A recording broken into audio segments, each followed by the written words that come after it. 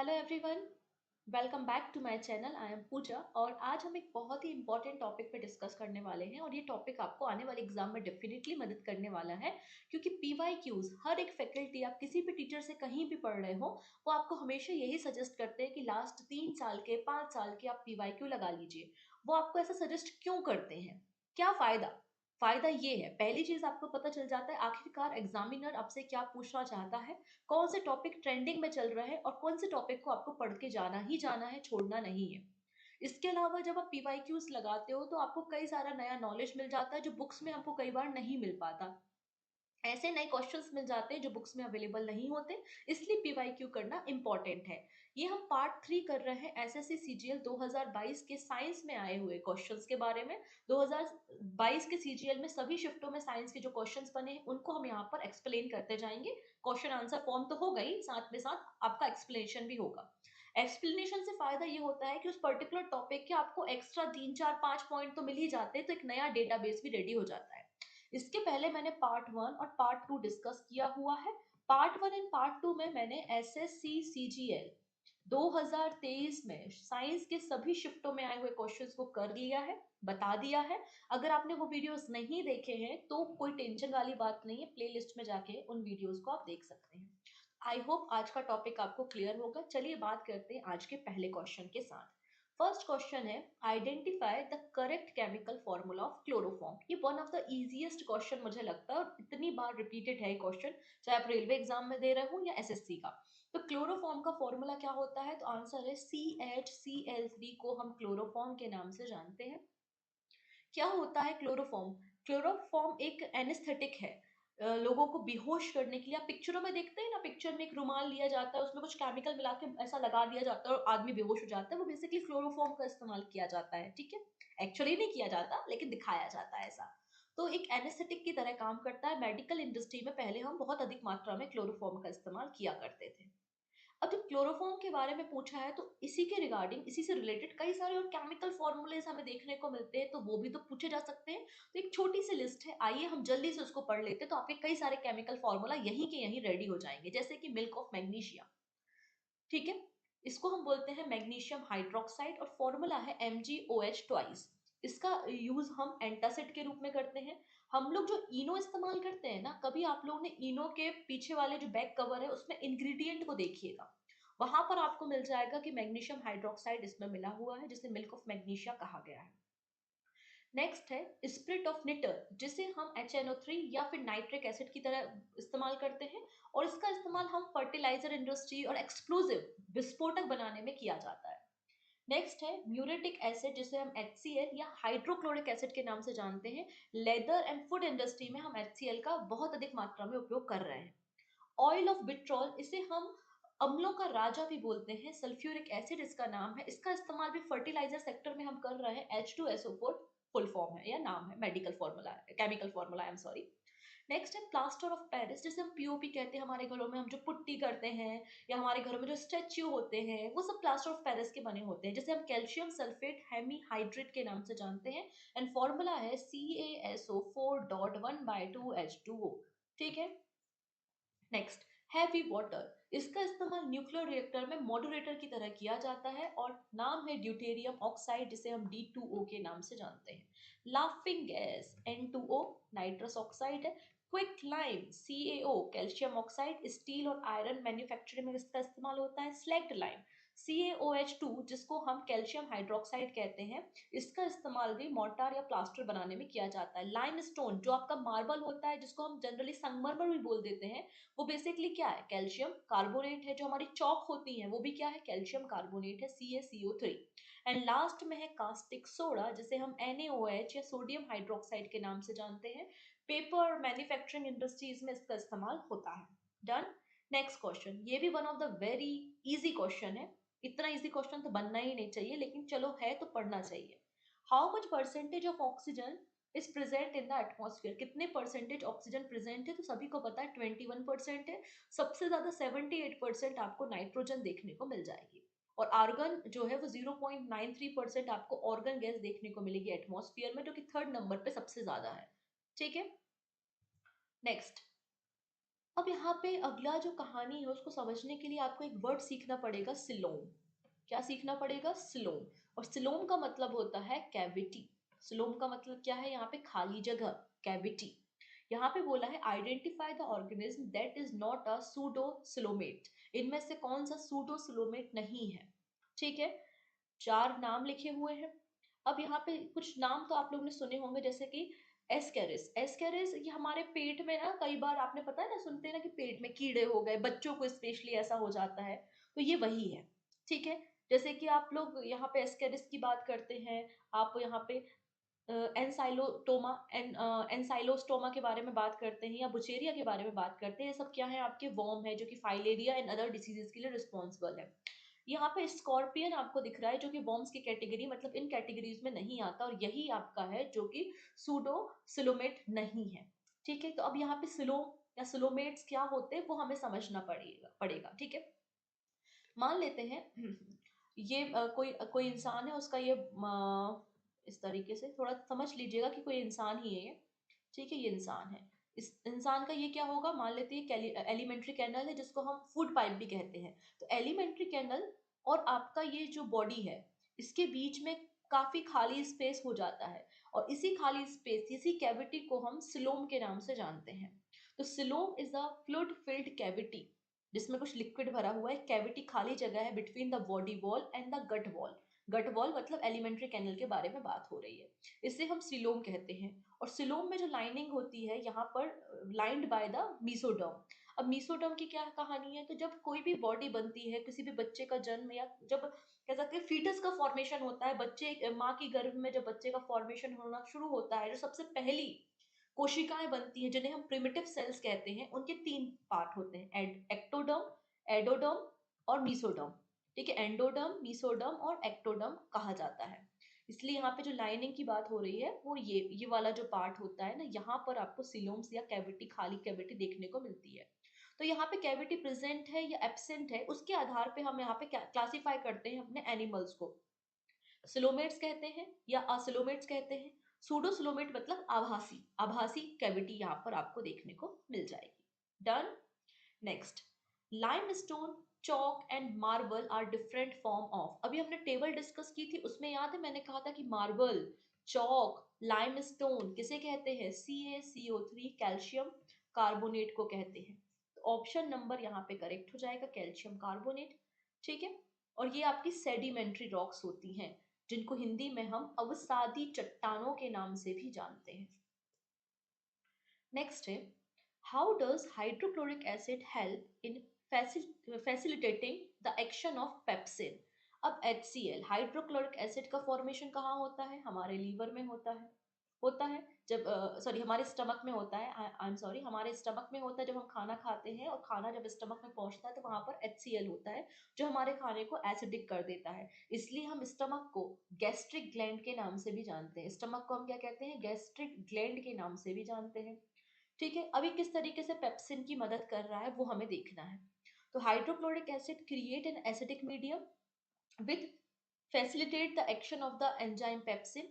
Hydrochloric acid help break down the pepsin. Pepsin का इस्तेमाल, pepsin एक एंजाइम है और उसका इस्तेमाल प्रोटीन को ब्रेक डाउन करने में किया जाता है। ठीक है, hydrochloric acid create in alkali medium which facilitate the action of enzyme pepsin. And hydrochloric acid जो है वो बेसिक मीडियम प्रोवाइड करता है। तो बेसिक तो हो नहीं सकता क्योंकि हाइड्रोक्लोरिक एसिड ही लिखा है उसमें, तो वो एसिडिक ही होगा। तो पहला सॉरी तीसरा स्टेटमेंट और चौथा स्टेटमेंट तो गलत ही आप कर दो। अभी पेप्सिन को ब्रेक डाउन कैसे कर सकता है? पेप्सिन का काम है प्रोटीन को ब्रेक डाउन करना, हाइड्रोक्लोरिक एसिड केवल इसको एक्सिलरेट करता है। तो ऑप्शन नंबर 1 यहाँ पे करेक्ट हो जाएगा। ठीक है, एसिडिक मीडियम ये प्रोवाइड करता है और ये गैस्ट्रिक ग्लैंड के नाम से जाना जाता है। डन इतनी चीजें। चलो नेक्स्ट है, in 1979 who share the Nobel prize with George Wittig for their development of use of boron and phosphorus containing compound respectively into important reagent in organic synthesis. तो इसमें बेसिकली बोला है कि 1979 में नोबेल प्राइज किसे दिया गया था? जॉर्ज विटिंग के साथ, जिन्होंने डेवलपमेंट किया है use of boron and phosphorus को, कि फॉस्फोरस और बोरॉन से बने हुए कंपोनेंट या कंपाउंड का इस्तेमाल हम कैसे कर सकते हैं ऑर्गेनिक सिंथेसिस करने के लिए। आंसर हो जाएगा यहाँ पे हार्वर्ड सी ब्राउन, मतलब ऑप्शन 1 इज करेक्ट आंसर। ठीक है, 1979 का ये नोबेल प्राइज है। नोबेल प्राइज से क्वेश्चन काफी ज्यादा एग्जाम में बने हैं, तो अब इतने सारे तो याद नहीं कर पाएंगे हम, क्योंकि इतने सारे नाम है, इतनी सारी डिस्कवरी है। फिर भी हम कुछ नामों को याद करने की कोशिश करेंगे। जब पीवाईक्यू आप करोगे तो आपके काफी सारे नाम वैसे भी रेडी हो जाएंगे। जैसे कि एक और नाम है मेल्विन केल्विन। 1961 में इनको केमिस्ट्री में नोबेल प्राइज दिया गया था। क्यों? क्योंकि इन्होंने रिसर्च की थी carbon dioxide assimilation in plant, किस तरीके से प्लांट से निकलती है कार्बन डाइऑक्साइड, और कार्बन डाइऑक्साइड किस तरीके से रात में कार्बन डाइऑक्साइड को रिलीज करता है, और किस तरीके से दिन में कार्बन डाइऑक्साइड को एब्जॉर्ब करता है, खाना बनाता है। मतलब पूरा रिसर्च वर्क इन्होंने किया था।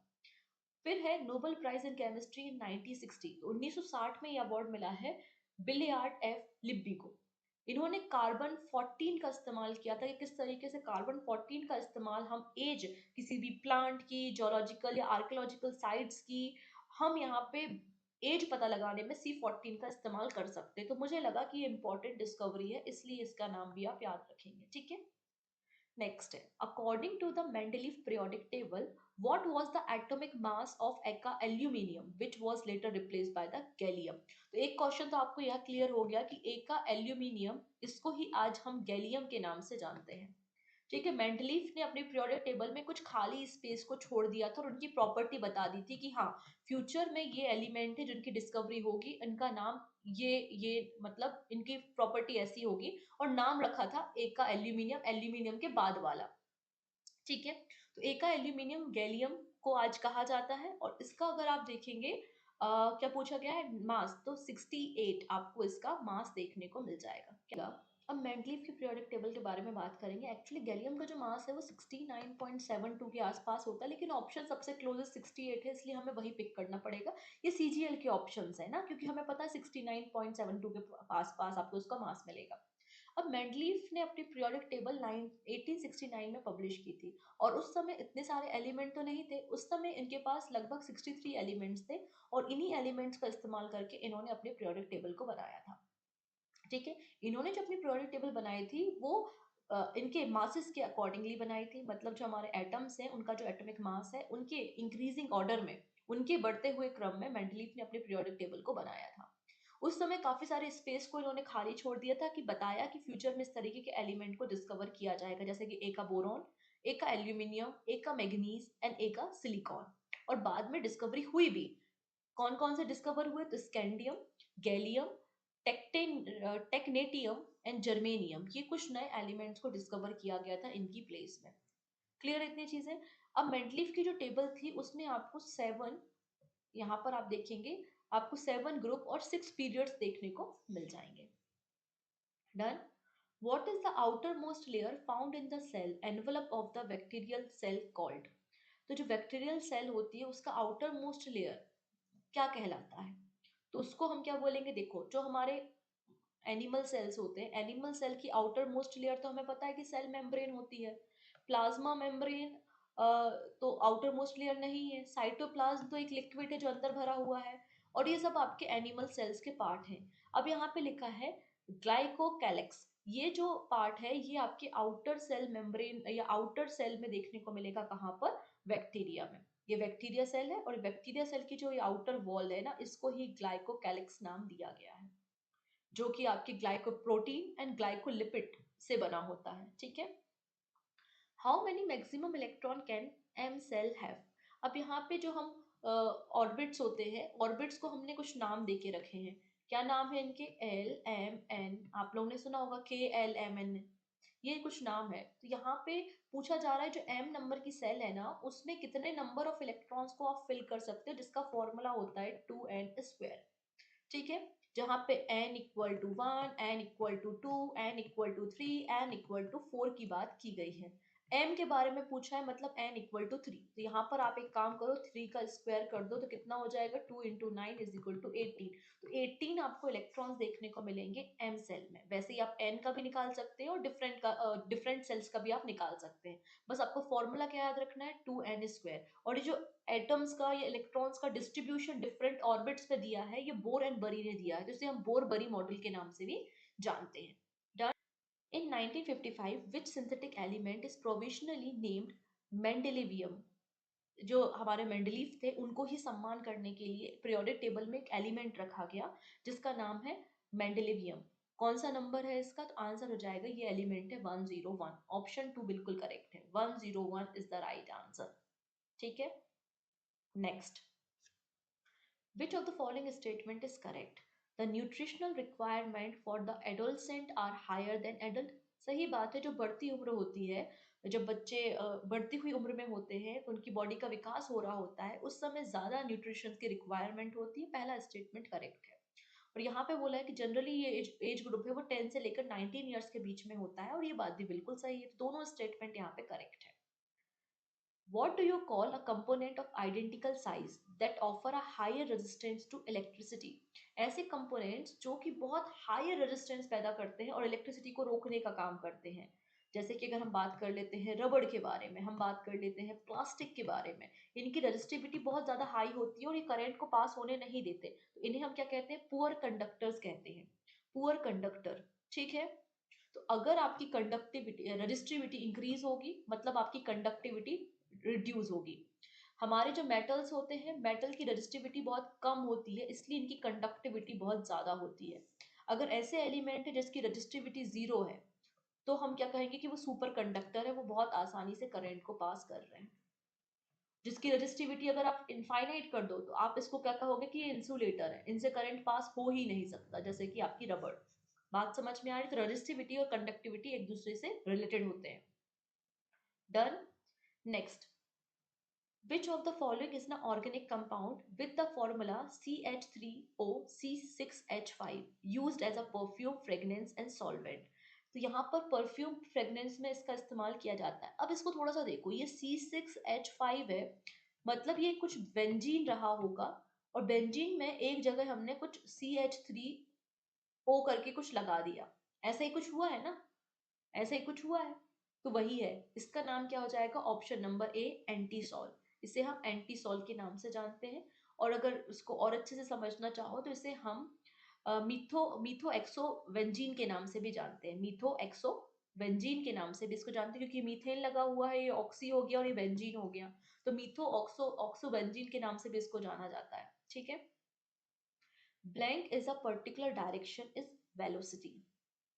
कौन सी चीज है जो पर्टिकुलर डायरेक्शन में हो तो उसे हम वेलोसिटी कह देते हैं। तो यहाँ पर दो टर्म्स होती हैं, एक होता है आपका स्पीड और एक होती है वेलोसिटी। दोनों की यूनिट सेम है, मीटर पर सेकेंड या फिर किलोमीटर पर आवर। करेक्ट, मतलब कोई भी व्यक्ति एक सेकेंड में कितना डिस्टेंस कवर करता है वो आपकी स्पीड है, और वैसे ही कोई व्यक्ति एक सेकेंड में कितना डिस्टेंस कवर करता है इन पर्टिकुलर डायरेक्शन, वो आपकी वेलोसिटी है। तो वेलोसिटी में डायरेक्शन ऐड हो जाता है, इसलिए वेलोसिटी को हम वेक्टर क्वांटिटी कहेंगे और स्पीड को हम क्या कहेंगे? स्केलर क्वांटिटी कहेंगे, क्योंकि स्केलर क्वांटिटी में केवल मैग्नीट्यूड होता है, डायरेक्शन नहीं होता, जबकि वेक्टर क्वांटिटी में आपको डायरेक्शन देखने को मिलेगा। तो सही आंसर क्या हो जाएगा? ऑप्शन नंबर ए, मतलब स्पीड की बात यहाँ पर की गई है। Which of the following is a commonly known as the quick lime? Starting में टेबल बताई थी, क्विक लाइम किसे कहोगे आप? तो ऑप्शन नंबर 4 को कहोगे, CaO मतलब कैल्शियम ऑक्साइड को क्विक लाइम या फिर बर्न लाइम, जला हुआ चूना या इसे कहा जाता है। ठीक है, इसका इस्तेमाल ब्लीचिंग पाउडर को प्रिपेयर करने में हम करेंगे। Identify an example of decomposer that are found in the bottom of pond.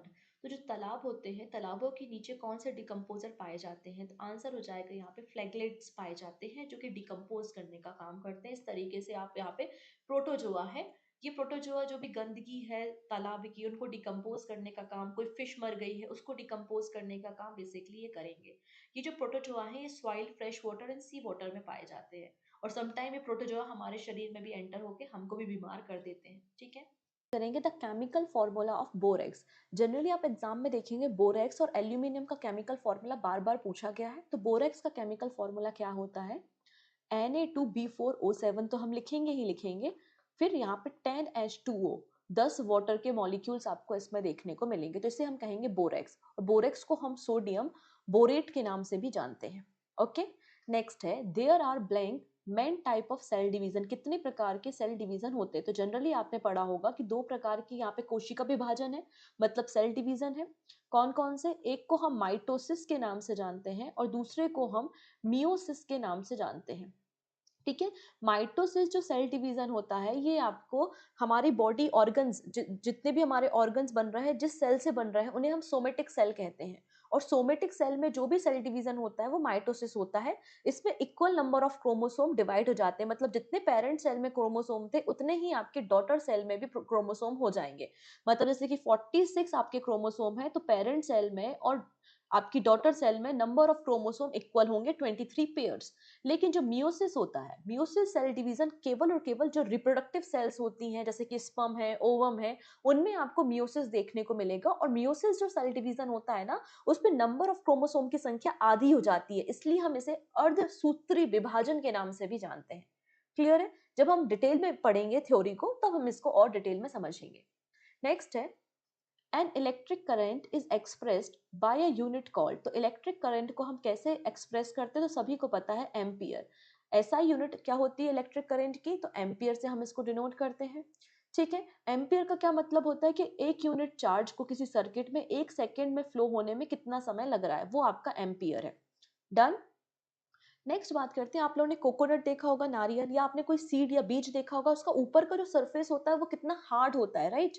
तो वो कौन से टिश्यूज हैं, और बेसिकली ये आपके डेड टिश्यूज होते हैं। डेड टिश्यूज होते हैं। तो husk of the coconut is made of blank tissue. तो किससे बना होता है ये? स्केरेनकाइमा से बना होता है। स्केरेनकाइमा इज द राइट आंसर, जो कि एक सिंपल परमानेंट टिश्यूज है, डेड टिश्यूज होते हैं। और जो आपकी लेयर होती है वो लिग्नाइन की लेयर आपको देखने को मिलती है।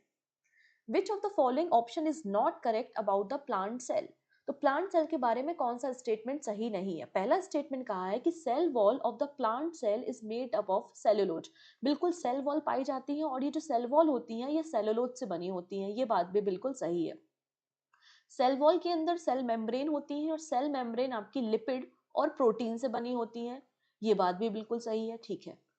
नेक्स्ट है, the plant cell can not divide by the mitosis. ये बात तो गलत है। प्लांट्स में भी तो रूट्स होती हैं, स्टेम्स होते हैं, लीव्स होते हैं, इनकी ग्रोथ होती है, तो माइटोसिस मतलब सेल डिवीजन होता है। तो ये बात गलत हो जाएगी कि प्लांट सेल में सेल डिवीजन नहीं होता।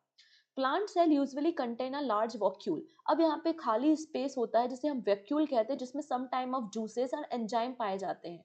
तो बिल्कुल यहाँ पे प्लांट सेल में ज्यादा आपको वैक्यूल्स देखने को मिलेंगे as comparison to the animal cell, मतलब थर्ड स्टेटमेंट भी करेक्ट है।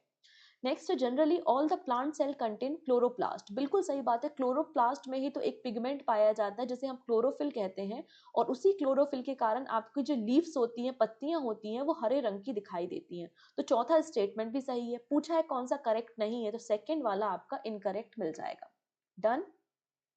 Next, identify the correct statement with respect to unsaturated hydrocarbon. इसके प्रीवियसली जो मैंने पीवाईक्यू सेशन डिस्कस किया था, उसमें मैंने आपको अनसैचुरेटेड हाइड्रोकार्बन्स के बारे में बताया था। अनसैचुरेटेड हाइड्रोकार्बन्स वो होते हैं जिनमें कार्बन और कार्बन के बीच में डबल बॉन्ड या फिर ट्रिपल बॉन्ड पाए जाते हैं, तो उसे हम अनसैचुरेटेड हाइड्रोकार्बन्स कहते हैं। ठीक है। और इनका फॉर्मूला क्या होता है? CnH2n and CnH2n-2। ये अनसैचुरेटेड के लिए फॉर्मूला आपको देखने को मिलेगा। वैसे ही जब कार्बन और कार्बन के बीच में सिंगल बॉन्ड है, तो उसको हम सैचुरेटेड कार्बन बोलते हैं, सैचुरेटेड हाइड्रोकार्बन बोलते हैं, और इसके लिए फॉर्मूला होता है CnH2n+2। ठीक है, CnH2n+2। डन। चलिए ऑप्शंस पढ़ लेते हैं। Compound of carbon having a single bond. अरे भाई ये तो गलत हो गया, आगे पढ़ने की जरूरत ही नहीं, क्योंकि अनसैचुरेटेड है तो सेकंड डबल होगा या फिर ट्रिपल होगा, सिंगल तो होगा ही नहीं, तो पहला स्टेटमेंट गलत। नेक्स्ट है, compound of carbon having a double bond और triple bond between their carbon atom और कॉल्ड द अनसैचुरेटेड बॉन्ड। ये बात तो बिल्कुल सही है कि कार्बन एटम के बीच में डबल या ट्रिपल बॉन्ड है तो वो अनसैचुरेटेड होगा। Compound of carbon having a single bond, again single bond, तो ये तो गलत हो गया। Compound of carbon having double और triple bond between their hydrogen, तो हाइड्रोजन के बीच में थोड़ी ना, हम तो कार्बन की बात कर रहे हैं, तो चौथा स्टेटमेंट भी गलत है। तो केवल सेकंड स्टेटमेंट आपको यहाँ पे सही देखने को मिल जाएगा। इसके अलावा जो आपके एरोमेटिक कंपाउंड्स होते हैं, जो आपके सर्कुलर इस तरीके से, जैसे कि बेंजीन, ये सभी भी क्या है? अनसैचुरेटेड कैटेगरी में आपको देखने को मिल जाएंगे। डन। नेक्स्ट है, who conducted X-ray spectroscopic study of the large number of elements and showed that the frequency of X-ray emitted by an element is related to the atomic number। यहाँ पर कोई एक एटम है, उसका अपना एक atomic number होता है और एक एटॉमिक मास होता है।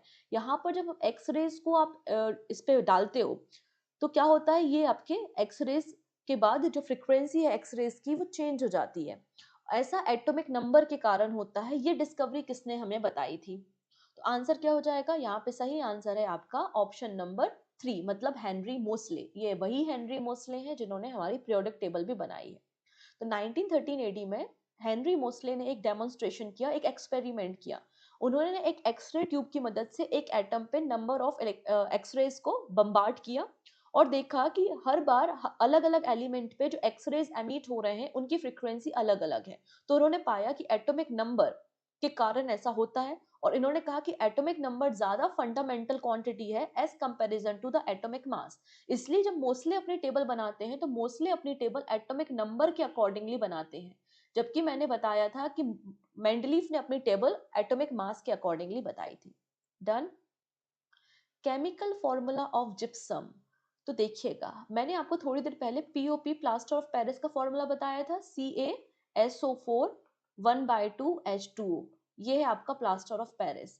तो जिप्सम से ही तो प्लास्टर ऑफ पेरिस हम बना सकते हैं। जिप्सम है आपका कैल्शियम सल्फेट और डाईहाइड्रेट, मतलब 2H2O। इसको आप 300 केल्विन पे गर्म कर दो, इसमें पानी आपका इवोपरेट हो जाएगा और ये हेमी हाइड्रेट हो जाएगा। तो जिप्सम से ही आपका पीओपी बन जाएगा। तो ऑप्शन नंबर करेक्ट हो जाएगा 4। डन इतनी चीजें। सॉरी, ऑप्शन नंबर 2 करेक्ट हो जाएगा। ये आपका पीओपी का फॉर्मूला है। डन। ओके। सीमेंट में हम बेसिकली जिप्सम का इस्तेमाल करते हैं। Which of the following are the member of 15 naturally occurring metallic chemical element whose atomic number are between 57 and 71? तो यहाँ पे उस सीरीज का नाम पूछा गया है। याद करो, मैंने कहा था कि जो पीरियोडिक टेबल है उसको हमने 4 ब्लॉक S, P, D और F में बांटा है। ये जो F ब्लॉक है इसमें आपको लेंथेनाइट, लिग्नाइट और लेंथेनाइट करके 2 सीरीज देखने को मिलती है। तो यहाँ पे पूछा है ये जो 57 से 71 है F ब्लॉक के एलिमेंट, ये कौन सी सीरीज है? तो आंसर हो जाएगा, ये लेंथेनाइट्स के नाम से जाने जाते हैं। Option number 2 is the right answer, lanthanides. Done. ये वाली जो सीरीज है ना, इनके बारे में बात हो रही है, क्योंकि ये तो आपके एस ब्लॉक हो गए, ठीक है। ये आप यहाँ पर देख पाएंगे, आपका पी ब्लॉक हो गया, एस ब्लॉक हो गया, डी ब्लॉक हो गया, और ये आपका एफ ब्लॉक होता है। Identify an option that does not represent prokaryotic cell. अब देखिएगा, 2 प्रकार की सेल होती हैं, एक यूकैरियोटिक सेल होती है और एक प्रोकैरियोटिक सेल होती है। यूकैरियोटिक सेल जो मेरे अंदर, आपके अंदर, एनिमल्स और प्लांट्स के अंदर प्रेजेंट है, वो यूकैरियोटिक सेल है। यूकैरियोटिक सेल पूरी तरीके से डेवलप होती हैं, उनका न्यूक्लियस भी पूरी तरीके से तैयार होता है, उसमें काफी सारे ऑर्गेनल जैसे कि एंडोप्लाज्मिक रेटिकुलम, इसके अलावा आपके माइटोकॉन्ड्रिया, सब कुछ पाया जाता है। मतलब एक कंप्लीट सेल आपकी यूकैरियोटिक सेल है। लेकिन जो इनकम्प्लीट सेल है वो आपकी प्रोकैरियोटिक सेल होती है। प्रोकैरियोटिक सेल जनरली आपको ग्रीन ब्लू एल्गीज हो गए, या फिर आप बोल सकते हैं आपके बैक्टीरियाज हो गए, उनमें पाई जाती है। ये जो प्रोकैरियोटिक सेल होती है पूरी तरीके से डेवलप नहीं होती, सम टाइम न्यूक्लियस आधा बना हुआ होता है या न्यूक्लियस एब्सेंट होता है, माइटोकॉन्ड्रिया नहीं पाया जाता, इन्हें हम प्रोकैरियोटिक सेल कहते हैं। इनमें से कौन सा प्रोकैरियोटिक सेल नहीं है? तो याद करेंगे, ये स्पर्म। स्पर्म आपको पता है ह्यूमन बॉडी की एक सेल है, और स्पर्म एक यूकैरियोटिक सेल है, ना कि प्रोकैरियोटिक सेल है। तो बाकी सारे आंसर आपके यहाँ पे हो जाएंगे। डन। डिफरेंस आप यहाँ पे पढ़ सकते हैं, थ्योरी में हम डेफिनेटली डिस्कस करेंगे। Who is known as the father of geology? तो फादर ऑफ जियोलॉजी हम किसे कहते हैं? इजी क्वेश्चन है, क्या आंसर हो जाएगा? James Houghton. जेम्स ह्यूटन को हम बेसिकली फादर ऑफ जियोलॉजी के नाम से जानते हैं। नेक्स्ट है rock 14C। Rocky 14C is found in, इसे कहाँ पाया जाता है? तो बेसिकली चीज हम खाते हैं ना, मिल्क के प्रोडक्ट, चीज, उसमें आपको ये पाया जाता है, जिसका नाम है रॉकी 14C। ठीक है, option C is the right answer. एक प्रकार की फंजाई या फंगी होती है जो कि इस तरीके के फूड मटेरियल्स में आपको देखने को मिल जाएगी। नेक्स्ट है the body of blank is a circular in cross section. कौन है जिसकी बॉडी सर्कुलर है, जिसके कारण हमने इसे राउंड वॉर्म नाम दिया है? They may be free living, aquatic and terrestrial और parasitic in the plant and animal. ये फ्री भी रह सकते हैं, पानी में भी रह सकते हैं, जमीन में भी रह सकते हैं, और किसी और दूसरे व्यक्ति और जानवर को होस्ट बना के भी रह सकते हैं। क्या कहेंगे इन्हें हम? सो राउंड वॉर्म को हम एस्केल हेलमिंथिस के नाम से जानते हैं, और round warm basically circular cross section में होते हैं। ये आपके सूडो सिलोम कहलाते हैं, और ये पैरासाइट भी हो सकते हैं, फ्रीली भी रह सकते हैं फ्रेश वाटर में, सॉइल में, टेरेस्ट्रियल में। किसी ह्यूमन या एनिमल को होस्ट बना के भी रह सकते हैं, ठीक है। और इनकी जो सिमेट्री होती है वो बायलैटरल सिमेट्री आपको देखने को मिल जाएगी। नेक्स्ट है, which French chemist was one of the first scientist to synthesis organic compound such as the formic acid, methane, acetylene from their elements. तो पहले साइंटिस्ट कौन है जिन्होंने ऑर्गेनिक कंपाउंड को तैयार किया था, ठीक है, जैसे कि फॉर्मिक एसिड को, मीथेन को, एसिटिलीन को सिंथेसिस करने का काम किया था। तो आंसर क्या हो जाएगा, ऑप्शन नंबर 3। आंसर क्या हो जाएगा, ऑप्शन नंबर 3, मर्सलीन बर्थलोट, ठीक है। एक फ्रेंच साइंटिस्ट है जिन्होंने इस तरीके से केमिकल रिएक्शंस की थी, सिंथेसिस किया था हाइड्रोकार्बन्स का, अल्कोहल्स का, कार्बोक्सिलिक एसिड का, etcetera. Which force is responsible for the motion of moon around sun. क्या रीजन है कि मून अर्थ के अराउंड चक्कर लगाता है। तो एक तो ग्रेविटेशनल फोर्स है जो उसको अंदर की तरफ खींच रहा है, और एक फोर्स बाहर की तरफ भी तो लग रहा होगा। तो यहाँ पे बात की गई है फोर्स के बारे में कि कौन सा ऐसा फोर्स है जो रिस्पॉन्सिबल है motion of the moon around earth. तो आंसर हो जाएगा यहाँ पे ऑप्शन नंबर 3 है, शायद 2 है आपका, 4, सेंट्रीपिटल फोर्स। क्या आंसर है, सेंट्रीपिटल फोर्स आपको देखने को मिल जाएगा। A force that act on the body moving in a circular path, कोई भी बॉडी जो सर्कुलर पाथ में मूव कर रही है और डायरेक्ट टूवर्ड्स द सेंटर जो फोर्स लग रहा है उसको हम सेंट्रीपिटल फोर्स के नाम से जानते हैं, ठीक है। This force is applied to the object from outside and for this reason the centripetal force is external force. It act always towards the centre, हमेशा ये सेंटर की तरफ ही आपको एक्ट करते हुए दिखाई देगा। सो सेंट्रल पिटल फोर्स आप देखेंगे जिसके कारण कोई भी ऑब्जेक्ट सर्कुलर पाथ में चक्कर लगा पाता है, ठीक। Next, identify the animal that is not a non chordate. अब यहाँ पे दो प्रकार के एनिमल होते हैं, एक होते हैं कॉर्डेट। हम कौन है, कॉर्डेट है जिनके पास बैकबोन या फिर रीढ़ की हड्डी आप बोलते हैं, स्पाइनल कॉर्ड पाई जाती है। दूसरे होते हैं नॉन कॉर्डेट जिनके पास बैकबोन या फिर रीढ़ की हड्डी नहीं पाई जाती। तो बोला है इनमें से कौन है जो नॉन कॉर्डेट है, मतलब कॉर्डेट है, आप इसको ऐसा भी समझ सकते हैं। तो आंसर हो जाएगा रेप्टाइल्स, ठीक है। आंसर क्या हो जाएगा, रेप्टाइल्स हो जाएगा।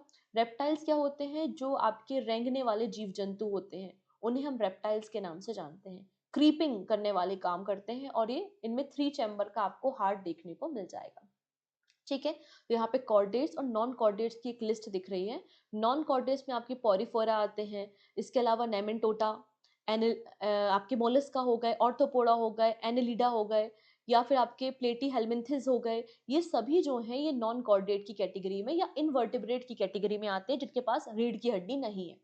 कॉर्डेट्स में आपके वर्टिब्रेट्स आते हैं जिसमें आपके एम्फीबियन, आपके रेप्टाइल्स, ममेलियंस, ये सारे आपको यहाँ पर देखने को मिल जाएंगे। नेक्स्ट है, for what discovery is Evangelista Torricelli famous. तो इनके नाम पे ही टॉर आया है, टॉर। याद करो टॉर क्या होता है, जरा कमेंट करके बताना कि what is the torr, unit किसकी है टॉर की। बेसिकली इन्होंने किसकी डिस्कवरी की थी, जो हमारा बैरोमीटर होता है ना, बैरोमीटर जो कि प्रेशर को मेजर करने का काम करता है, तो इन्होंने इन्वेंट किया था मर्करी बैरोमीटर का, ठीक है। तो टॉर क्या है वो भी हम देखेंगे, इनके नाम पे ही टॉर आया है। अगर आप देखोगे तो टॉर एक यूनिट होती है प्रेशर की, ठीक है, प्रेशर की एक यूनिट होती है, और 1 torr is equal to 133.32 pascals होता है, और पास्कल भी आपको पता है प्रेशर की एक यूनिट है। Which organic compound has the structure RCOH। Basically यहाँ पे आप लोगों से फंक्शनल ग्रुप के बारे में बात हुई है, जैसे कि OH को हमने क्या कहा है, अल्कोहल, CO को हमने क्या कहा है, कीटोन, वैसे COOH को हम क्या कहते हैं, तो इसे हम कार्बोक्सिलिक एसिड के नाम से जानते हैं, ठीक है। तो ऑप्शन नंबर 1 यहाँ पे करेक्ट हो जाएगा, done.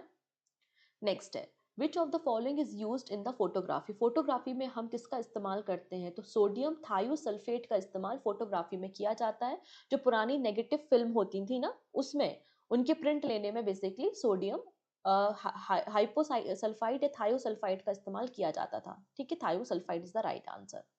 In which group are the non-metal elements placed in a vertical column on the right side of the periodic table? Non metal elements कहाँ पर आपको देखने को मिलेंगे, right side of the periodic table में। तो राइट साइड में अगर आप देखोगे तो ये आपका है ग्रुप नंबर 18, और ग्रुप नंबर 18 में हैलोजेंस, आपको ग्रुप नंबर 18 में नोबल गैसेस देखने को मिलती हैं, जैसे कि आप यहाँ पे helium, neon, argon, krypton, xenon, radon, ये सब देख पाएंगे। अब आपका ग्रुप नंबर 17 आता है, तो ग्रुप नंबर 17 में आपको नॉन मेटल एलिमेंट्स जैसे कि फ्लोरीन, क्लोरीन, ब्रोमीन, आयोडीन, एस्टेटीन देखने को मिलते हैं। तो इसे हम ग्रुप नंबर 17 को हैलोजन भी बोलते हैं, राइट? तो ऑप्शन नंबर 17 यहाँ पे करेक्ट हो जाएगा। Done. Next, nuts, vegetable oil and fish are the good source of which of the following? तो यहाँ पर नट्स, वेजिटेबल ऑयल या ऑलिव ऑयल आप कंज्यूम करते हैं, आप फिश को कंज्यूम करते हैं, तो ये सब आपके हेल्दी फैट्स की कैटेगरी में आते हैं। क्या है ये? आपका हेल्दी फैट्स की कैटेगरी में आपको देखने को मिल जाएंगे। Okay. Next, a group of ribosome attached to the mRNA is known as। अब राइबोसोम का काम है प्रोटीन का सिंथेसिस करना। राइबोसोम में आपको आरएनए और प्रोटीन देखने को मिलता है। अब राइबोसोम अटैच है एमआरएनए से, उसे हम क्या कहेंगे? तो उसे हम पॉलीसोम्स के नाम से जानेंगे। क्या कहेंगे? उसे हम पॉलीसोम्स के नाम से जानेंगे। देखिएगा, राइबोसोम जो है वो प्रोटीन और आरएनए से बने हुए हैं, ठीक है। Before they bind to mRNA, मतलब मैसेंजर आरएनए जब बनता है और ये साइटोप्लाज्म में आपको देखने को मिलेगा, तो इसमें आपको एक स्ट्रिंग देखने को मिलती है, ठीक है। इस स्ट्रिंग को ही हम क्या कहते हैं? पॉलीपेप्टाइड कहते हैं, और या इन्हें हम पॉलीसोम्स के नाम से जानते हैं, ठीक है। जब बहुत सारे आपके राइबोसोम ज्वाइन हो जाएं, कलेक्ट हो जाएं। The SI unit of electric charge is, very easy question, electric charge की एसआई यूनिट आपको क्या मिल जाएगी? कुलाम देखने को मिल जाएगी, और कुलाम को हम सी से डिनोट करते हैं, ठीक है। इसके अलावा बाकी रिमेनिंग जो एसआई यूनिट्स है वो आपको यहाँ पर दिख रही हैं, इंपॉर्टेंट होती हैं, स्पेशली ल्यूमिनस इंटेंसिटी को कैंडेला, और टेम्परेचर की है केल्विन। ये बहुत इंपॉर्टेंट यूनिट्स हैं, इनको आप याद रखेंगे। And this is last question which is question of the day. Identify a protein digestive enzyme. इनमें से प्रोटीन का पाचन करने वाला एंजाइम कौन सा है? 4 ऑप्शन है, जो भी सही आंसर है उसको आप हमें कमेंट सेक्शन में बता सकते हैं। तो बात करते हैं नेक्स्ट वीडियो में हम। So take care and bye bye.